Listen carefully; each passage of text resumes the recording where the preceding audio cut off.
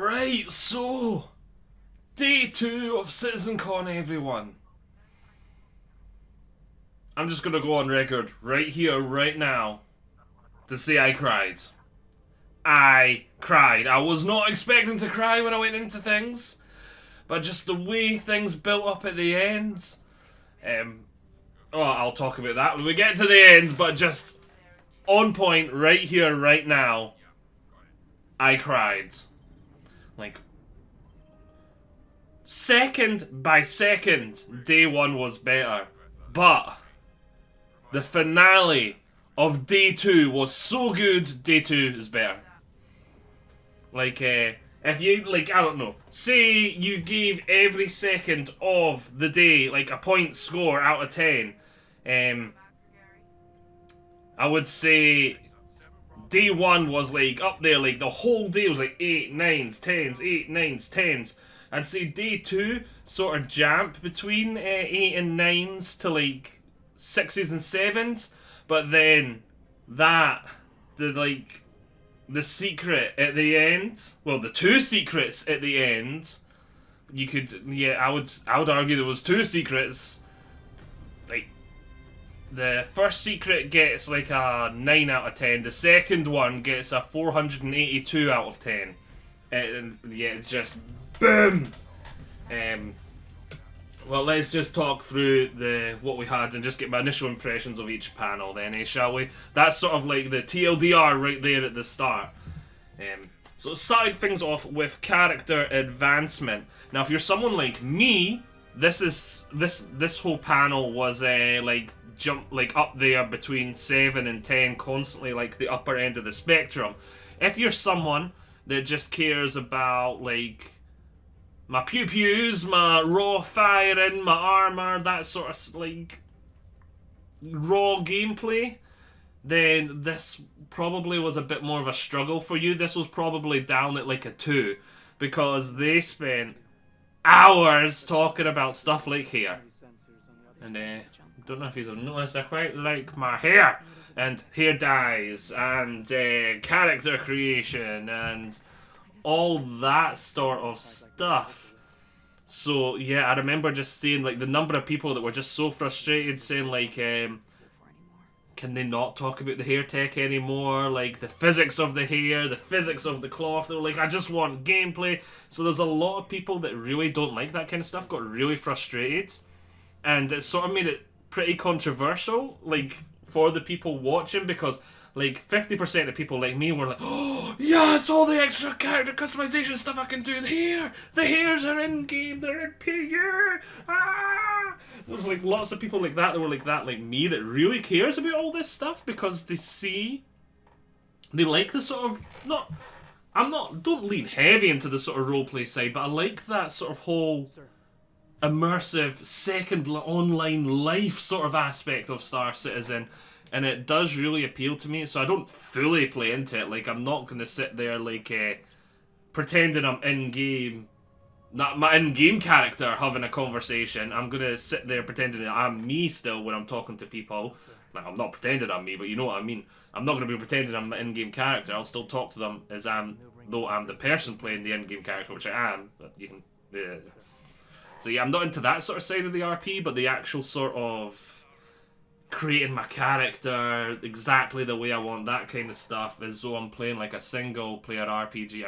I really do like that stuff, and the immersive and sort of nature side of it. So all that stuff really appeared to me, and the hairstyles in game had annoyed me more than a few times. So with all that stuff there, I thought it was really cool, really interesting for me. I know the other 50% of the community really hated it, and really hated how they spent so much time talking about how if the wind blows a certain way, the hairs will look a certain way, and the cloth will look a certain way, and all the technology they had to build to do this, and why games have really struggled in this area for years. For a long time, games have really just been unable to nail this, and the future of Star Citizen and Squadron 42, it looks like they've cracked. I wouldn't say 100% cracked it, but if before getting like half decent looking hair in game, we'd managed to get, and realistic physics, half decent looking hair with realistic physics in game. I'd say we'd got to what, like 30% cracked it in the whole of humanity, and Star Citizen's managed to take that up to like 60-70% cracked it. It still doesn't look 100% like it would in real life, kind of thing. And they talked about how they still can obviously do the thickness of a hair in relative to our head, because that would be smaller than a pixel, because our hair is that thin, it'd be smaller than a pixel. So they're having to work around that, and it would look horrible with lots of artifacts. Because it's smaller than a pixel, our screens would just glitch out, basically. Not glitch out's probably the wrong term. I think it's artifact is the term they use in this sort of like a graphic art sort of realm. It'd be lots of visual artifacts and it'd look horrible, but to us laymen's it's sort of glitchy, it'd look weird, wonky. That's the sort of thing they're sort of meaning. All that sort of, not distortion, but like the weird effects going on, that's all what they call artifacts in the biz. So yes, I thought that was really cool, really interesting. They showed like they had like an object that was like the equivalent of a finger just running through the hairs, and it would react kind of like this, like not 100% like you would expect it in real life. There wasn't, like from what I've seen, there was like, instead of like a single hair fall at a time, it was more like in little groups. But still, like they were doing it really slow motion. I doubt anyone's just going to sit there for days trying to get single strands to fall. That's when it looks bad, but like if anything just brushes through it and against it, it'll look absolutely perfect. So it's a huge step up compared to what we had before. Because before, like you'd see stuff like the whole, just hair in games has been a real struggle. And I've spent too long talking about hair already. I'm sort of mimicking CIG in an aspect. So if yous are kind of sitting there getting frustrated at me talking about it for what was it been 5 minutes, CIG were talking about hair and cloth and stuff like that for like an hour, and they even got a name for the whole system, like Starcloth. So yeah. You can understand why people got frustrated if it wasn't their cup of tea, so to speak. Right, life in the first person. I think that might have been more just about the same. I can't remember specifically what was in that one. Let me just take a quick shifty over here. The military multi-tool is an I'll be back in a second. Right, no. Life in the first person. This is more the FPS update. And this is probably for me, whereas a lot of people were like, oh, yes, instantly, this is the insane good one. For me, to be honest, this is probably my one where I'm a wee bit like, yeah, this is cool, yay. For me, this is probably where it got back to the sort of like 5 to 7 sort of range. But for others, the hair would have been like a 2. So again, there's a wee bit of personal needs here. Because I'm not huge on the FPS combat in Star Citizen. It's not the thing that excites me at all. I know a lot of people really love their FPS pew-pews, but for me, it's nothing but a means to an end. So yeah, it was interesting. There was a lot of stuff I really did like, and I really thought was cool. Like the new EVA stuff, how like they'd updated the... Go away phone. They'd updated the the hand walking sort of stuff, and the sort of looking around, and the sort of flight in EVA.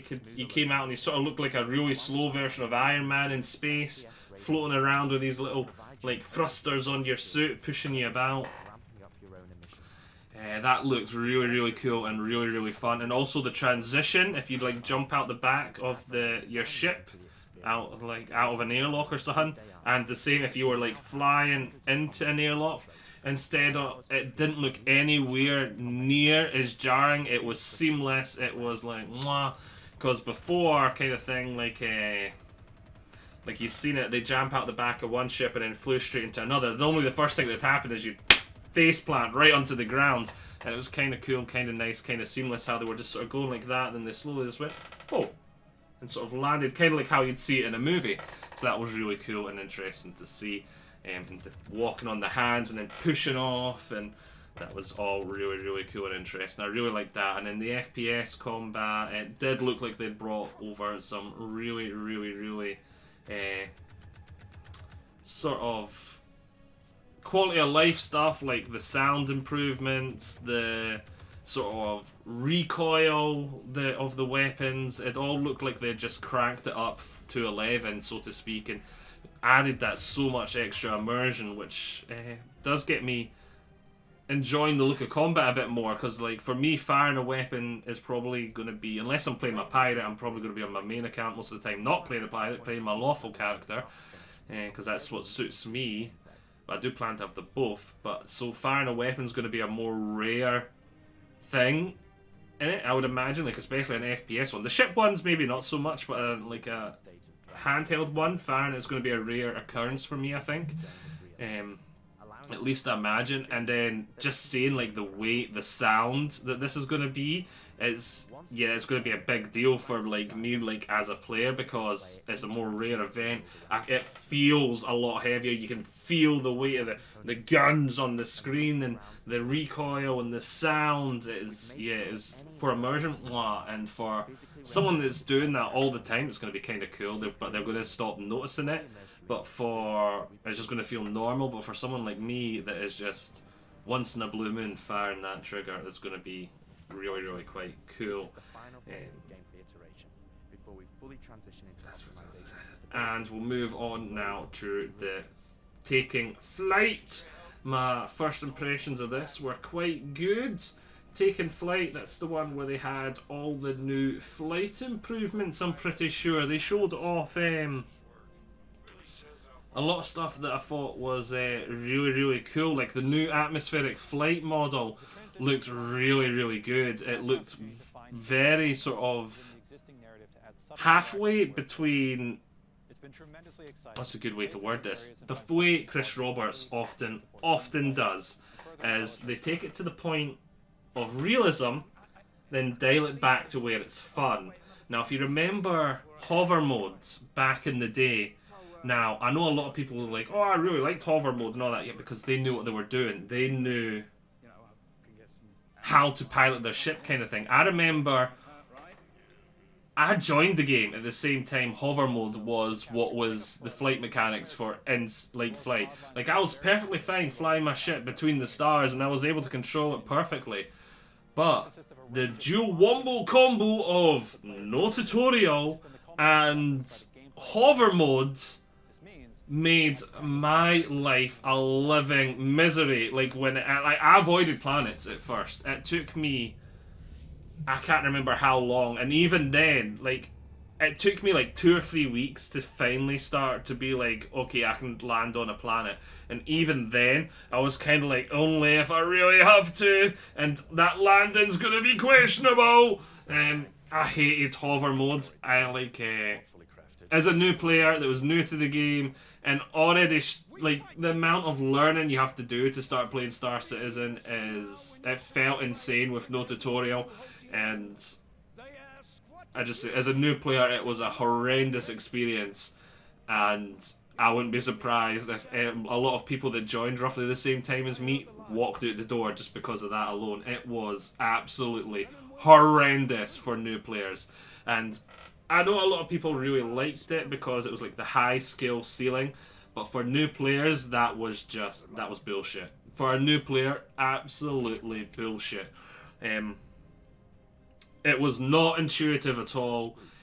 As soon as you got your head around trying to think you were piloting sort of like a helicopter, that got a lot better, but again, it was not the best. It needed a tutorial, and even then, it needed like a skill ceiling is a good thing, but having a skill floor that is just unrealistic for a new player is stupidity, and that's what it was in my opinion. Like, so if you were already on that skill curve, somewhere up that curve, chances are you may have liked it. But for anyone that was just joined, was a complete filthy scrubby noob like me, that like there was a skill floor and it was just unattainable for new players, and yeah, that's why I think that hover mode was a terrible piece of garbage. But this new system, if hover mode was the CIG taking it to the point of realism, this new system looks like they're dialing it back to its fun. And there is actually room in this new system for ships to be very, very similar to the hover mode mechanics, and that is one of the things that I think is just chef's kiss about it. And it's another thing that is going to make your choice of ship for the job you are doing even more chef's kiss. And it is going to be so like, from what I've seen of this new system, I love it. I love it. It brings a bit more difficulty back to atmospheric flight, but not in the same way that a new player is going to feel absolutely overwhelmed. I remember, like, okay, I'm not going to go back into, like, the I remembers because we already spent, like, 5 minutes talking about why hover mode was bad, and I think I explained that pretty well. But yeah, with the new system, things work. Instead of being like a helicopter in atmosphere, you're like a modern day sort of plane in atmosphere. And, like, you can do things like stall, like, if you, like, go straight up, your plane will eventually stall and dip back down, but as soon as you build up that speed again, you can shoot off forward. So you can do stuff like that if you like want to quickly burn off some speed, like rise. If you want to gain some speed, you can go down. It's really, really sort of realistic and intuitive compared to, come on camera, stay focused. It's really sort of realistic and intuitive for what you would want, and compared to like a modern day flight sim. It's introduced that sort of aspect in atmospheric flight where it's not as easy just to turn to the side. You can only just turn slightly if you want to turn to the side. You need to roll and then pull up. So in like atmospheric flight, you're going to be having different flight styles. Like in space, you can just pure side fly around each other. In atmosphere, it's going to be more like stereotypical dogfighting, where instead of just like like you would in a car, you're rolling and then pulling up to turn right. You're rolling and pulling up to turn left. It's going to be much more like that. And your thrusters are going to be a lot less effective in atmosphere. If you deliberately stall the ship, your thrusters will be able to take over for a short period of time, but they're going to very quickly burn out and drop like a stone. And so this is where VTOL is going to be a much, much more important thing, which is where we're getting into the point I was going to make earlier about ships, because before we jump into your ship choice is going to be important, there's one more thing I want to talk about, and I thought was really, really cool, was how they talked about the aerodynamics of the ship, and the lift you get from the ship is now going to play a huge role in atmospheric flight. So something like a Gladius, if you like are just in the atmosphere, you just enter the atmosphere and then you just turn off the engine and you can glide.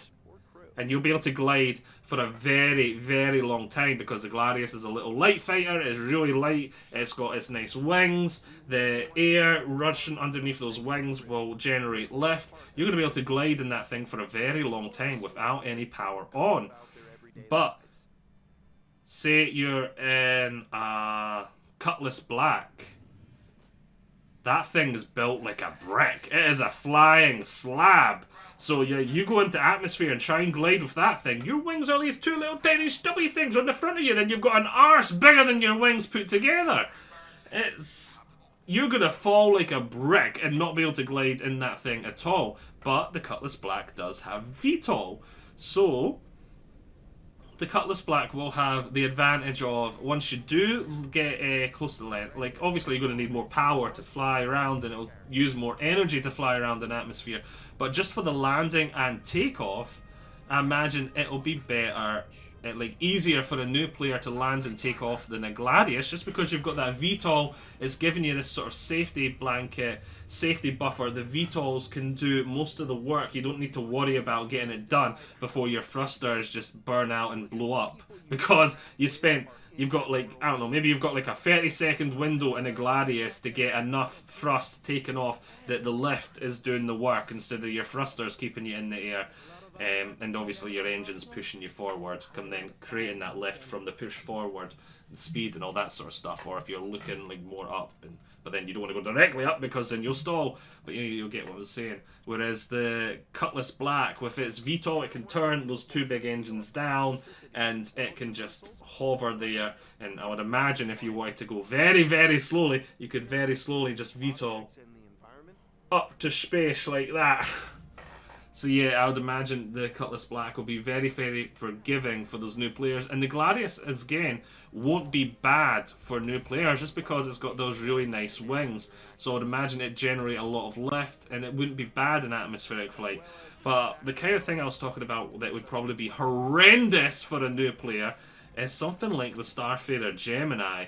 That thing is bound to weigh an absolute metric ton. It is huge. It's got the military armor.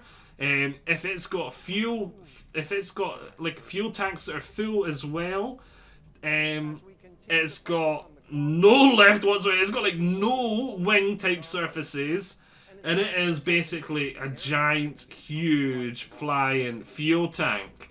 So like you're gonna need to be really careful with it because fuel's a volatile thing. I imagine like the skills like required to be a pilot for that, getting on and off of atmosphere. In fact, I wouldn't even be surprised if you're probably going to need if you're full, you're in a Starfarer Gemini, you're full of fuel, and you're on the ground of a medium to a large planet. I would not be surprised if you're going to but almost definitely want, just to make it easier on you, like a tug or two just to give you that extra pull. So something that has like the Cutlass Black, that's got its tractor beams, it's got VTOL itself, just so it can go into VTOL mode, get its tractor beam and just pull you, because that thing's going to be insane. I know they have said before that some ships are not going to be able to get off of the surface without help of stuff like tugs, and I imagine the Starfarer Gemini, like, it doesn't have VTOL, it's gonna really struggle getting off that surface, and that's why I think this system's gonna be that chef's kiss, because you're still gonna have those really, really hard things that you're gonna need really, really skilled pilots for. But it's also the kind of stuff that a noob to the game is not going to be introduced to. It's like, yeah, it's my first day in the game. This guild say they want me to join and help them. Like, what? Like, only, like, and then we're going to stick him into pilot the Gemini? Like, only a stupid guild would do that. And only, again, joining a guild day one, which most people don't do, is the only way I see this being a thing, really. And it'd need a stupid guild, as I was saying. They're not going to stick the new guy and stick him into the really high difficulty thing, are they? For a pilot. Like, if he said he wanted to be a pilot, probably the first thing they'll do is get him doing shuttle missions or something for them. Like, and that's, again, if he's joining a guild day one, which I'm guessing most new people aren't going to be doing. And, there's got that high skill difficulty areas of the game, but it's not going to be there for new players. The new players are probably going to be in their little starter ships. All the starter ships are very, very light. They're going to be able to take off from atmosphere relatively easy. Like, a lot of them aren't that aerodynamic, like the Cutty, but the Cutty does have those really big engines, which don't quote me. I know the Cutty, not the Cutty, the Cutter. The Cutter is the starter ship, not the Cutty Black. Similar name. The Cutter's engines, they look like they VTOL, but I'm not 100% sure if they do. If it does VTOL, I would imagine it'd be relatively easy to take on and off with. The Cutty Black, it's a step up again. But yeah, Aurora's very, very lightweight. All the light fighters, like all the stuff new players are going to be jumping into from day one. The Mustangs, they're like got quite big wings. They'll generate some lift. They'll probably have to fake some of that because the wings are a wee bit thin. But they'll probably just fake it, just still give them the benefit of the lift. So yeah, I thought that was all really, really, really, really cool. I really liked the taking flight sort of stuff there, and the new atmospheric stuff was the big takeaway for me there. There's like a lot of stuff that was there, like the new UI, the new this, the new that. That was all really good quality of life, but the atmospheric flight for me is the chef's kiss, just because it's going to mean so much for like new players. and it's going to make atmospheric flight feel like a thing now, because it kind of just feels like space at the moment. It doesn't feel like actual atmospheric flight. This is going to make it so much more immersive, and it's going to make it feel like real atmospheric flight. And it's going to make, the thing that just really, really excites me is it's going to make ship choice matter so much more. And it's going to make some ships have a much bigger role. So like a Hornet may be like really powerful and easily destroy a Gladius in space, but then in atmospheric flight the Gladius might have the upper hand just because it's so much lighter, so much more aerodynamic, and all that sort of stuff. Whereas the what was it the ship I said? The Hornet is like a flying tank essentially, so it's not very aerodynamic. It does have a wee bit aerodynamic to it, but it is very bulky, very boxy, and very, very heavy and heavily armoured. So yeah, I could see the atmospheric flight, the Hornet struggling a lot compared to the Gladius, whereas the Gladius nipping around happy as Larry. So again, there you can see a slightly higher skill ceiling for as you progress down the fighters there, kind of thing, because the Gladius is very, very sort of, it's, maybe I should start saying the Arrow instead of the Gladius, because the Arrow is the sort of like civilian tech and the Gladius is kind of like the high-tech military. But yeah, you can see the sort of progression from like the light fighters to the medium fighter there. It's maybe stronger, it may have like and have more firepower, it may have more armor, but it's also going to be a lot harder to fly in atmosphere. But again, kind of the table, when fighters are a weird one, I'm going to turn it around and show it going the other way as well, because I feel, as if you imagine like a graph here, like as your skill goes up, that's the y-axis, then you got the x-axis coming here. So like as your skill level starts at the bottom and then goes up, the ship you may take may want to come back. I was thinking of it going the other way. Actually, the skill should come along this way. Your skill's the x-axis, and the ship you're going on is like a arrow here up to the Hornet as your skill increases. But then I see it going back the way. Ships are weird. Like fighters are weird. And as you get even, like, as you start off, the light fighters will be more forgiving in stuff like atmosphere. In space, nah, don't care. I'm talking about atmospheric fighting here at the moment. And as your skill goes up, imagine progressing to a heavier, tankier, stronger ship, because you're able to control it, you're able to get on and off, like fly around easier in atmosphere. That's perfect. Then as your skill starts going up again and you're like dogfighting and you understand dogfighting a lot better, imagine you'd go back to the light fighter just so you can run rings around medium fighters and stuff like that. So I do see it like it going back. So fighters are the weird example, but for stuff like the Starfighter Gemini, like boom, skill, hard, good. Alright, we spent way too long talking about this and I'm excited. So what is next? They had their lunch break next. And Living on the Edge.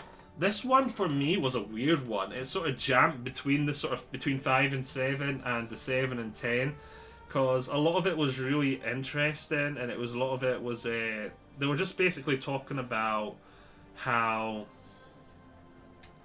the like stuff like the settlements we're going to encounter. All the extra work they've done on them. So if you remember from they even referenced it a couple of times, the mission where they were in Citizen Con, was it last year? Was it the year before? I can't remember. Was last year the first Citizen Con back? But basically there's the Citizen Con where they showed the big mission with the 420, flew them in, and they went around that settlement and showed several different ways of capturing this extremely important artifact. Think of like Han Solo wanting to smuggle and look for like these very, very important artifacts that you collect like 5 of them and they do something stupid in game that's really powerful. And it's the kind of thing like a movie plot would revolve around. Like, oh, we need to gather all these artifacts before the big bad space company does and takes over the universe. That kind of stuff. Like this, the movie plot kind of legendary artifact item in game, and the person was going around trying to gather this part of it, and that mission a few years ago, they kind of referenced that a few points because it's the same settlement sort of system they're talking about there, but it's just cranked up to 11. Before they showed a picture of like 5 or so different buildings they had, and they could run variations on that, and they could generate like, I don't know, say like out of those like 6 buildings they could generate maybe 100 unique settlements, and they would still relatively feel unique. You would start to notice like repetition because there was only like the 6, but it would be able to make roughly 100 unique settlements around the same size. I'm pulling the number 100 out of my ass. I'm just using this as like the numbers that like the 100 is just an example number, like I'm pulling it my ass. So don't take that, don't quote that bit kind of thing. But then they've taken that library, and I don't know how many they added, but it's a lot bigger, like 10 times bigger. So if it was 6, I think it was roughly 6 buildings on the, I'm trying to remember the image, it was roughly 6. It looks like it's went up to roughly like 60 building pieces, and they can now make an absolute insane number of unique unique settlements, and the chances you're going to notice a lot more repetition is going drastically down. And then they were talking about how they're going to have variations on these, and how they're going to have sort of themes, which are kind of like skins that are placed on top, which is going to give them more variety and more uniqueness. So there was like they had like 2.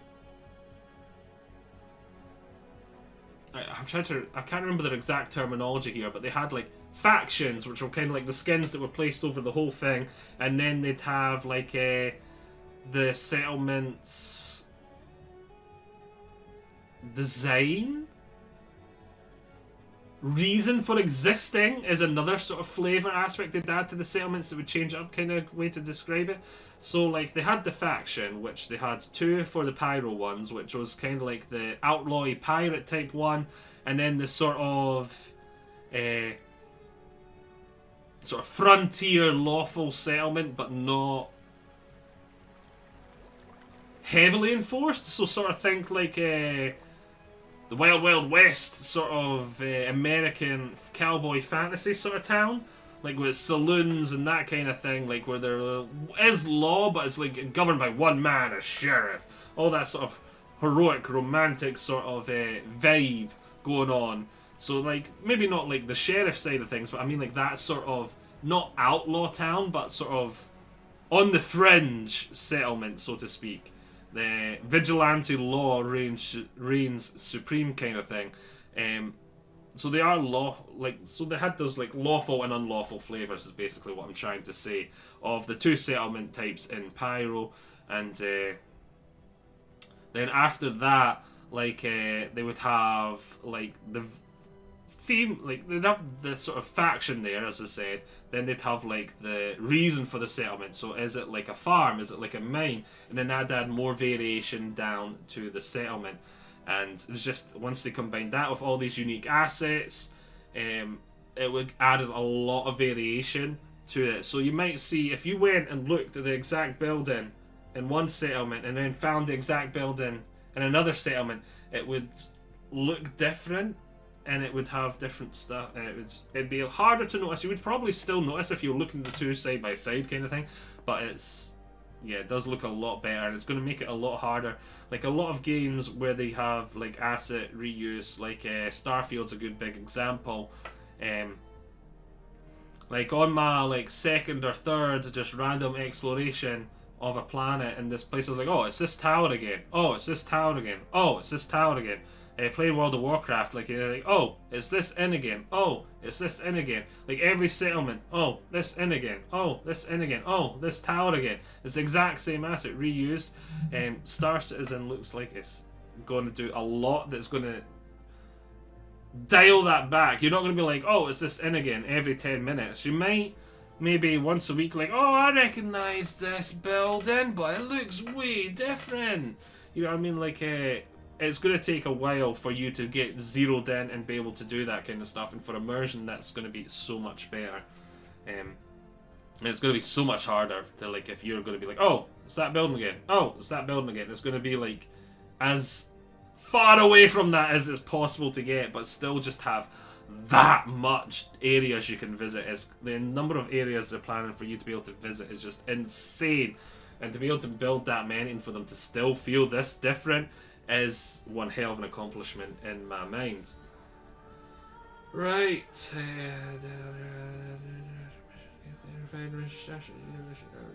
Destination adventure. I'm trying to remember, from high up in orbit down to the surface of a planet and deep down to underground, we'll delve into new interactions and missions. Is that just the... I think that's the... I think that's those huge new distribution centers it's on about. So this was kind of like a cool panel because they're introducing raids. And I thought that was really cool. Now, when they said raids, I was like, oh, how on earth is that going to work in Star Citizen? I think that's just going to be... I think it's basically their term. Like, when they first said raids, I was thinking, like, oh, they're going to put, like, I don't know, maybe 40 players on a javelin or an Idris and we need to do something. And that sort of thing. I was trying to think of a raid as in WoW terms, but it looks more like they're meaning, like, halfway between that and normal Star Citizen missions.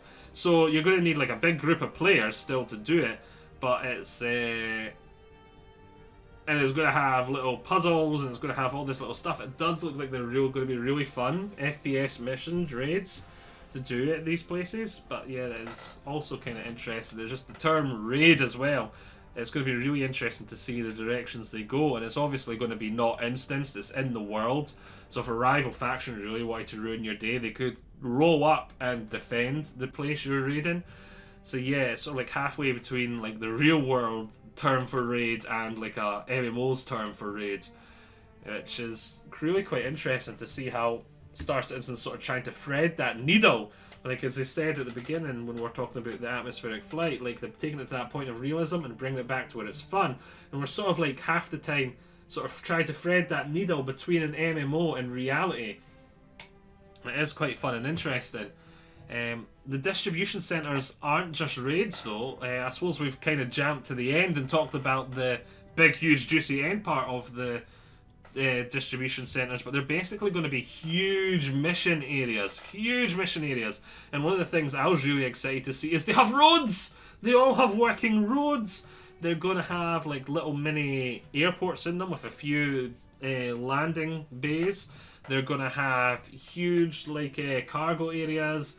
And once again, just like the settlements, they're going to have like a owner faction, and then they did describe them being two types here. They described them as having major ones, which is ones owned by like the UAE military, which will have like a lot of military iconography, will be very, very heavily defended and have lots of like turrets and military personnel on guard and this, that and the next thing. Then there's going to be ones owned by minor factions, like the one they showcased was Grey Cat, which they're still going to have guards, but they're not going to be like armed to the teeth and with tons and tons and tons of gear, and there's not going to be an absolute metric ton of them with tanks and all this. They're probably just going to be like generic security guards kind of thing. So you can already see like the very different, if you are talking about raids, the very different number of personnel and equipment and all that required to go into each of those two different directions for if you're wanting to raid them. And they were the lawful ones they talked about. I imagine there'll be unlawful ones as well for the lawful players to raid as though they are a thingy. So maybe like the equivalent of UAE and one in Pyro will be a Xenothreat owned one, and the lawful players get to invade that for whatever reasons and stuff like that. But there, as I said, it's not just about raids. Like, obviously the lawful players will be going to the lawful ones for wholesome missions? It's not wholesome missions, but you know what I mean, lawful missions. There we go. Why didn't I just call them lawful missions? I don't know. But yeah, if you're like the Grey Cat ones, they talked about how there'll be a lot of like cargo missions and cargo runs you'll be able to take from them, and they did talk about actually there's going to be a lot of new cargo missions as well, and there's going to be lots of new cargo factions and all that sort of stuff, and these distribution centres are going to be a big part of that. There's going to be like meeting halls in them. There's going to be like offices. You're going to need to build up your reputation with the company to gain access to new areas of the one that you're not attacking. Yeah, they just seem like mission hot zones is basically a good way to describe it. And as you build up your reputation with them, you get access to these more restricted areas. And in those more restricted areas, there'll be better quality mission givers. Looks like it's going to be a really, really cool system. And they also said like how there's going to be like better shops in the more restricted areas. So like maybe the entrance areas, like if it's the Grey Cat one, like the entrance area you go in, like, oh, you can buy like the Grey Cat multi-tool, or you can buy like some basic Grey Cat like protective gear kind of thing. But then you do some missions for them. They're like, oh, you're great. Here's this pass. You can now get into the VIP area upstairs. And you go into the VIP area upstairs. And they're like, there's a big fancy showroom person doing the Will Smith. Look at this thing. And he's like, oh, here you can buy the Rock at a discount. Here you can buy the full Grey Cat armors. Here you can buy this. Here you can buy that. At a discount. And then you've got the other guy through the back and is like... right, we've got this big shipment going out. We need a very, very powerful mercenary to keep it safe. And we need someone we can trust that's going to watch its back like a hawk and not sell it out to pirates. Like, you know what I mean? They're going to have those much harder difficulty missions in the back kind of thing. Like, once you get into this VIP area. And it did look really cool and really interesting. I really like these distribution centres. They looked really, really cool. And as we talked about earlier, how they're going to have the whole new mission system for like the cargo missions and all that. That was quite interesting. It looked like there was like 5 or 6 new companies involved in that, and then there was a new org that was kind of like the parent faction for all these delivery factions. And how as you build up reputation with them, you're going to be able to get ship skins in game. So like maybe you're just starting off in your little Hull A, you're just in your civvy uniform, then you build up reputation with this faction that's basically in-game version of Amazon. And they're like, oh, we really like you, so like you've done great for us. If you wear, like, you can now buy, well, we'll give you, because you've got a high reputation, this uniform that's got our logo on it. And if you wear this uniform as you do our mission, you may get 5% extra money. They didn't say the 5% extra money thing, that's just me speculating right now. I just want to point that out. And it's the same, they offered ship skins, which, again, if you're a role player and you really want to play that outer space Amazon delivery man, like, you just slap that skin on your ship, you put the uniform on, and a lot of people are really, really happy and looking forward to that. And if they do that thing that I just suggested, where, like, if you deliver it in a ship with their logo on, if you deliver it in the uniform of their company, it just gives you that 5% extra money. I think that would be the chef's kiss. Because it's just going to have people going like, I'll be as well. Like, I know I won't look as cool, but when I'm doing this mission, I'll be as well. And then just having players flying around in Amazon delivery trucks, I think would be kind of cool.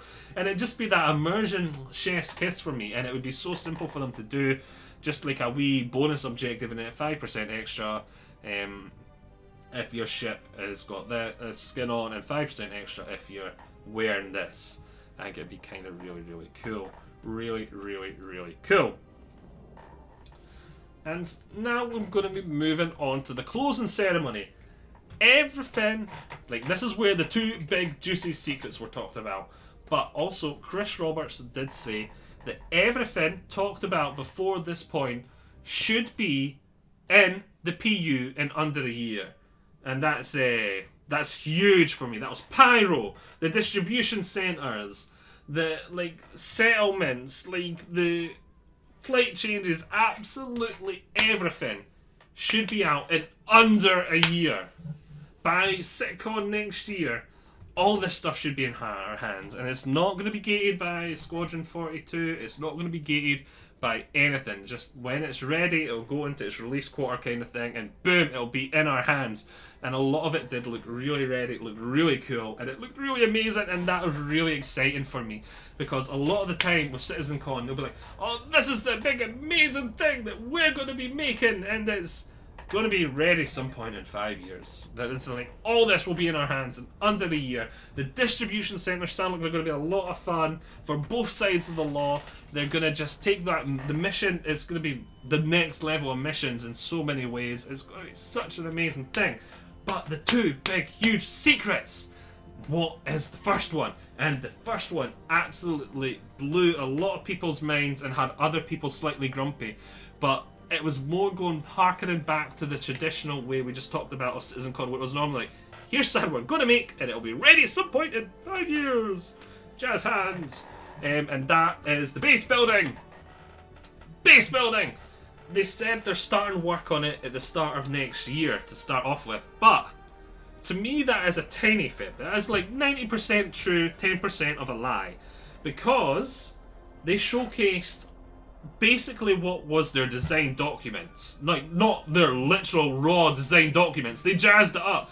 They had a cinematic. It looked really cool. They showed like how base building was going to work and how they slowly built it up over time. They talked about the benefits of having base buildings. They talked about the costs of it, the high risk face, high rewards of doing it in an unlawful place like Pyro, and the low risk, low reward like variation of doing it in a very, very high security place in Stanton. They talked about so much stuff. It's very obvious that they've got most of the design documents done. So technically, the design of the how the system's going to work is part of the development progress. So when they said they're starting to do development for it at the start of next year, to me that is 90% true, 10% of a lie, because technically they have already started because they've got most of the design work already done and dusted. And I think what he was generally meaning was they're going to take it from the sort of just designing the mechanics sort of thing and starting to build it in-game is what he was meaning. Starting to do the nitty-gritty programming, starting to put it into like dev branches slowly but surely kind of thing. Which, well, put it into dev branches might be a bit of a stretch, but you know what I mean. They're actually going to start boots on the ground programming hard, physical, like, well, soft, not physicalized in the computer, like memory, you know what I mean? Not just like in Word and in PowerPoint and in stuff like that. Actual physically in, again, physically in the game. It's the wrong term, but you know what I'm trying to say. So yeah, that was all really cool, and that was, yeah, a lot of the stuff there was really, really juicy, and it is so much. There's gonna be so many reasons for base building. Like as they were talking about, I was like, are you trying to gather resources? Are you planning to build a mine? Are you planning to build a farm? Are you doing this for profit? Are you doing this for a base just because you want like a base, someplace to store your stuff? Are you doing this because you want a swanky home to sit back and go like, this is my fancy couch and that's my fancy TV? Like, your reasons for doing this are going to drastically change your reasons for wanting to do it. And they talked and showcased how you're going to have this tool, and it's going to put down your land claim, and then you're going to be able to build, and how the building stuff's going to work, and the resources you're going to need, and you're going to have to gather them, and the time invested. This isn't going to be like I've just got a ton of money, just throw a ton of money at this situation. You're going to be able to throw a ton of money at the situation to speed things up. Like, go to like a market and just like, I need this resource, buy it, and then deliver it, and then build. So you are going to be able to just throw money at the situation to speed it up, but it's going to be so much more complicated than that. Like, this resource might be a really rare resource, so if you go to buy it at a market, it's going to cost you an absolute arm and a leg that is not worth it, kind of thing, that you're paying through the teeth. You're having to pay like a huge premium because you're being a lazy bastard and not going and get it yourself. Not that there's anything wrong with being a lazy bastard, I'm often one myself, but you can get what I'm trying to say. You're paying a premium for that privilege to be a lazy bastard, which is kind of fun and nice to do in and of itself, just to be able to go like, oh, this is a lot of work. But again, at the same time, if you do just go out and just throw money at the situation like that, you're kind of losing that sort of value of it kind of thing, because sometimes it's nice to work towards something and it's nice to earn it, if you know what I mean. So there's kind of like the give and take there as well. The whole system looks like it's going to be really, really good, and it's going to be something I am really, really interested in, because building like a farm and a mine is something I've wanted to do in Star Citizen for a really, really long time. And he did talk about how it is not going to be a passive source of income. It is going to need to require maintenance. It's going to need to require resource input. You are going to have to pay taxes if it's in this high security area. You are going to need to do all this other stuff. So it's not going to be passive income, which I'm glad about, because at the same time, like, license to print money would be a terrible thing for the player economy side of things.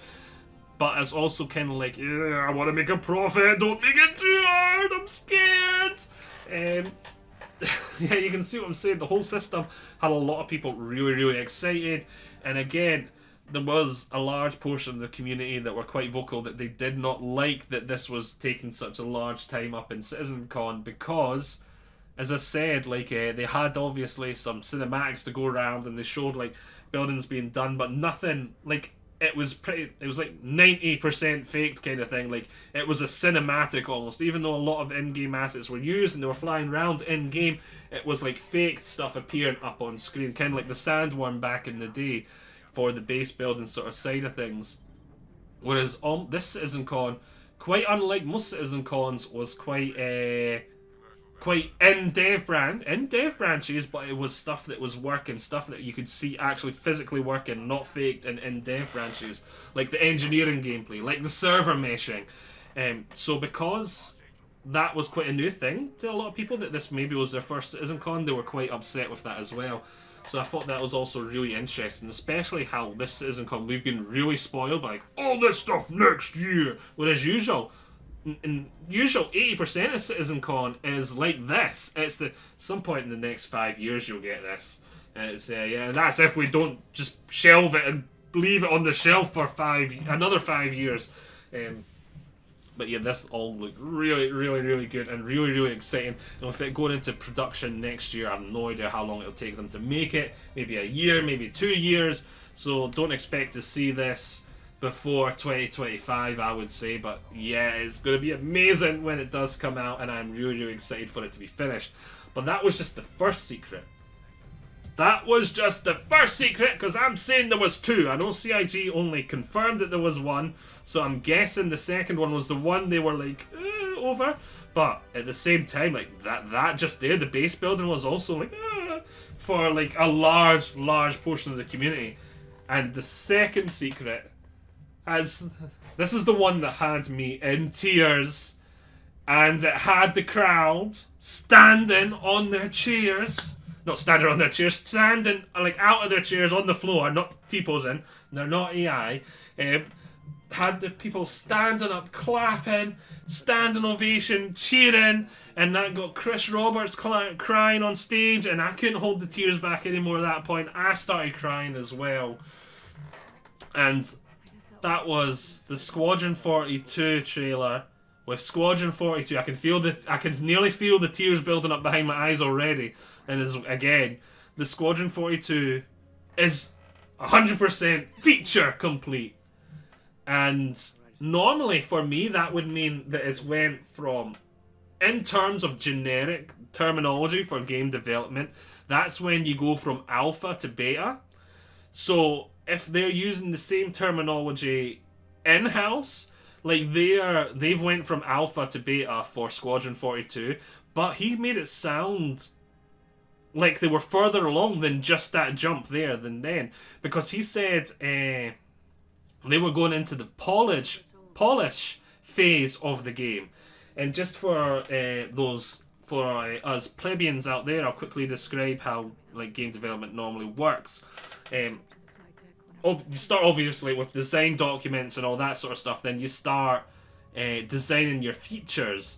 And when you design your feature, you put it in game, and you'll put a sort of proof of concept that the feature working in game once.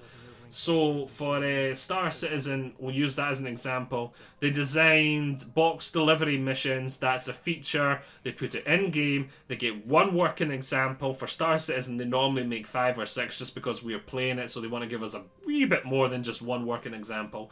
But normally in normal game development, you put one working example into it, and then that's it. Then you move on to your next feature. You get one working example of that. Move on to the next feature, and you just keep on doing it until your game is feature complete, and then you've got one working feature example of everything in game as a proof of concept, and then that is when you go from alpha to beta. So that is, at that point, you're feature complete. Then you just take all those proof of concept sort of things in game, and then they're not necessarily in the end game, they're just your proof of concept. You then take that proof of concept and make all your content. Now that you're in beta, you use that to make all your content, and then once your content is finished, you go, you're still in beta, but you then go through the polish phase, which is right at the end, which you're still doing beta, you're in beta until release, but you then do all your polish, which is normally the very last thing you do, and you do that, it depends how big your game is, that could take a week, that could take a year, that could take any time frame whatsoever, depending on how big and complicated the game is, depending on how many bugs and how fast you get through them and how easy it is to polish. And you just do all your fine tuning there, you do your balance there, you do your everything like that there. That's the polish phase, but you're still in beta. So he specifically said that that's them feature complete, and that that's them now going into the polish phase. And I think that's because Star Citizen's done things, Squadron 42 has done things slightly different. They've sort of, they didn't do the sort of alpha to beta feature complete jump, so to speak. It looks like they've just sort of kept going. Once something was feature complete, they just kept on building it. Because it was a single player game, and it was more like a story, like you go from A to B to C to... It looks like they've kind of like, as soon as anything was ready, they had other people branching out and making the content at the same time as the feature was feature complete. And it looks like they've sort of done this sort of jump from the end of going into beta to the polish gap. They've sort of condensed that and sort of squished it. So it looks like they've been sort of doing the content at the same time as they've been doing the features, which is kind of slightly different than normal, which is why they're jumping from being feature complete to going into polish, because the two are done. The content complete and the feature complete are happening almost simultaneously. They're just waiting for those last couple of features to come online so they could go boom, get those little segments we need that feature for in, and then we can go jump straight into the polish. It looks like they've done it that way. And what does that mean for a launch? Chris Roberts refused to give us a launch date, even though it does sound like he has one in mind. He has a date in mind. There's no doubt in my mind. He's sitting there going, right, this is the date I want to ship the game that date. But he's also taken a look at the past and seen how often like things have slipped, how often things have like not gone well, and this is the same in every walk of life. If you've ever been waiting on a building to finish, like the house I'm in right now, I was waiting on it to be built for like, is an essential piece of equipment for every pilot. oh god, it must have been around 10 years, to be honest. Like, because in my old house, it's like, oh yeah, it's going to get pulled down, we're going to be building these new ones, and you can have one of the new ones because we're pulling your old house down. Like, yay!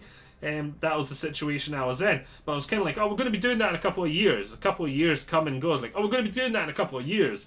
We just don't have the time and money right now, okay? I was like, okay, a couple of years come and go. Oh, we're going to be doing that in a couple of years. Then it's finally, oh, it's actually happening. Oh, the building's starting. And there's delays in the building. There's delays in this. There's delays in that. It happens in all aspects of life. Nothing ever goes according to plan. Like, the famous, I can't remember who said it, but like, no battle strategy survives like contact with the enemy. You've got to be able to adapt and adjust. It's the same in all aspects of life. Unforeseen things happen, stuff don't work out as you intended. Things can just take a wee bit longer than you anticipate. And it's like, in an ideal perfect world, it's like, okay, we've got this plan. If nothing goes wrong, that's exactly when it'll release. And the polish phase is like an ideal like example, because you might be like, oh, this is all going perfect, but you might fix one bug, and then in fixing that one bug, it reveals 5 others. Or you might think a bug is one simple fix, and you fix it, but you accidentally make 2 others, and you have no idea how you did that. And so and that's not a skill thing. That happens to the very, very best in the industry. So this is not like a CIG incompetent kind of moment. This is normal. It happens to the best of the best. And it is just a part of life in game dev. So I am 100% not surprised. He's like, you'll get a date at some point.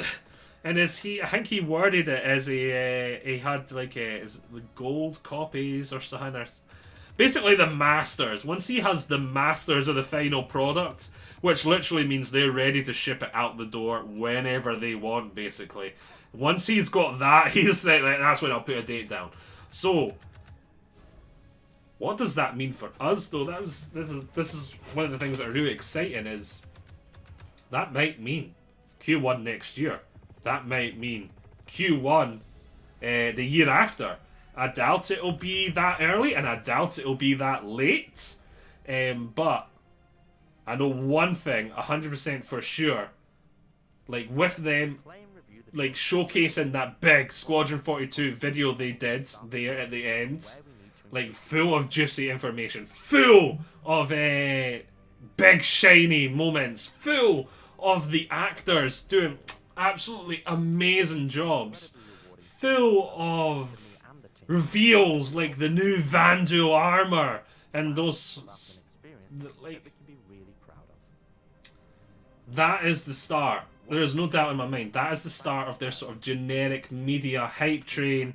The way that almost every game gets pre-launch. You know how like normally a game will be unannounced, untalked about for like the vast majority, 75% of its development. And the last 25%, as they're getting roughly to the polish stage, they'll as they're getting close to going from alpha to beta, they'll jump and go, like start going like, hey, media, look at this! They do the Will Smith hands again, like, look what I've got! Look what you're going to be able to buy some point soon! And they start building up that hype train, and the hype train starts churning, and it don't stop churning. There's no doubt in my mind, especially how Chris Roberts said they're going to be starting from now on to be talking about Squadron 42 on a lot more regularly basis. They're going to be starting to showcase stuff. We're going to start to get like those pre-game trailers. We're going to start to see stuff like Squadron 42 appearing on like those YouTube trailer channels like GameSpot, and we're going to start seeing more articles about Star Citizen in the mainstream media that are not just going, look at this scam! Oh, people spend millions on this and they've got none of it at all! We're going to stop seeing anywhere near as much of them, and we're going to start seeing a lot more like, this game will be out in 2024, Q3, this game will be out this game that. Like, you know what I mean? The sort of normal, what a normal game will get, the sort of run-up, especially the last, like, it's normally like roughly a year before release, is like, boom, look, we're making this game. Like, then you'll hear nothing for like a month or two, then it'll be like, boom! First gameplay trailer. Then 6 months before launch, you'll get like boom, like these things. And then 3 months before launch, you'll get like a trailer, a new cinematic trailer. Then a week after that, you'll get another trailer. Then a week before launch, you'll get a trailer, and you may get a demo like a month before launch, and you'll get a this before launch. And it's starting to build up that hype train, get the ball turning and rolling. And there's no doubt in my mind that that is what's happening. Now, we're at the announcement, so to speak. We're at the, like, the game devs going, look what we've been working on, part of that, but just because it's a very different project, we already know about it. Because of all the other stuff that's very unique about Star Citizen and Squadron 42. So yes, that is, yeah. And I have talked about this. This is just meant to be my initial impressions, and we have got like over an hour worth of footage of me just sitting here rambling why this was hype, why this is insane, why this is awesome, and why I was crying like a baby in the wee hours of the morning. I really, really hope Citizen Con next year is in the UK. I think it's meant to be in the UK next year. If it is, there's no doubt in my mind I'm going to be there. I am going to be there. If I have to, I don't know. If I have to walk, I'm going. Like, it'll take me, what, I'll need to take an extra week off holiday from work just to walk down to there. But I'll do it. I'll do it. We're going. Who's coming with me? Yes. I'm really, really, really... The hype train is real. The hype train is real. It has left the building for me after all these years. All these years.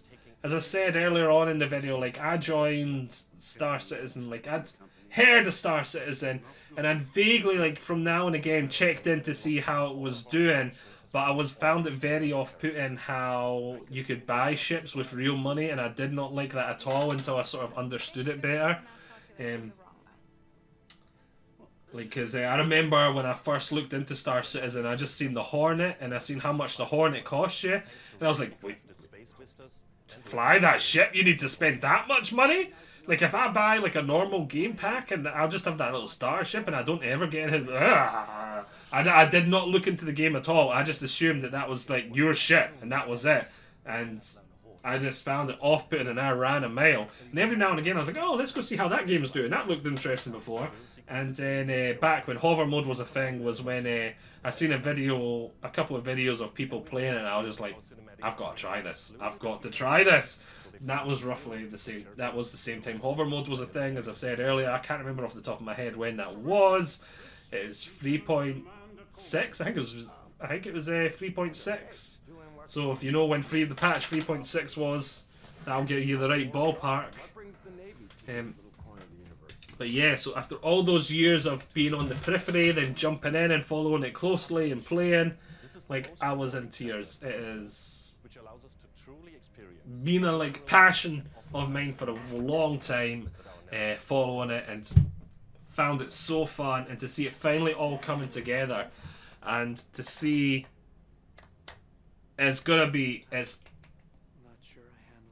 I don't have words. It is, after all the naysayers, all the, like, people that genuinely thought it was a scam, that genuinely didn't understand the vision and didn't understand a lot of it, and now that it's coming together, it should be easier and easier for those people to see what we were talking about, why this is a big deal, especially with stuff like the Star Engine. That is going to be an insanely big deal for all of gaming. Like, I remember I was talking to someone on a Discord about Star Citizen and the Star Engine last night, and I just feel like we are so lucky. We are so lucky that Star Citizen doesn't have shareholders at the reins, and how Chris Roberts wants this more than us. He wants it more than us, because I think Star Engine has that much potential as a revenue machine. Like, if they start selling this kind of like the Unreal Engine, and it has so much potential as a revenue source, I think if the shareholders were at the helm, I think if there was Chris Roberts cared more about money than he does the project, I think we would be in a very sort of uh-oh moment, because Star Engine has so much potential, has so much, that I think they'd be like, yeah, just slowly downsize the Star Citizen thing. Just start selling the Star Engine, and we're going to make all the big money. It has so much potential. But yeah, I've rambled on long enough. I would love to hear your thoughts and feelings, and if you disagree with me, that's fine. Just don't be a dick about it. Hope you have all enjoyed this. I'll see you all next time. Bye.